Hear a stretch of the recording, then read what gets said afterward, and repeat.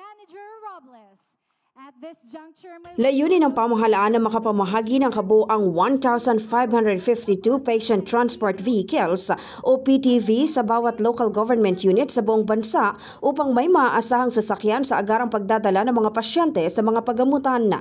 Sa kanyang talumpati sa pamamahagi ng PTV sa Cagayan de Oro City kahapon, iniulat ni Pangulong Ferdinand Marcos na ngayong taon nakapamahagi na ang Philippine Charity Sweepstakes Office ng 567 na mga PTVs habang 985 pa ang planong ipamahagi bago matapos ang taong 2025. Kapag natapos ang distribusyon, inaasahang lahat ng 1,493 LGU sa buong Pilipinas ay magkakaroon na ng tig-isang sariling PTV habang may ilan din na mabibigyan ng tig-2 unit.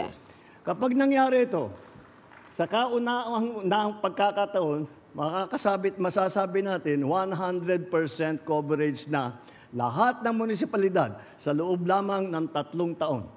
Ito'y para sa akin isang tagumpay na hindi pa nagagawa sa ating kasaysayan.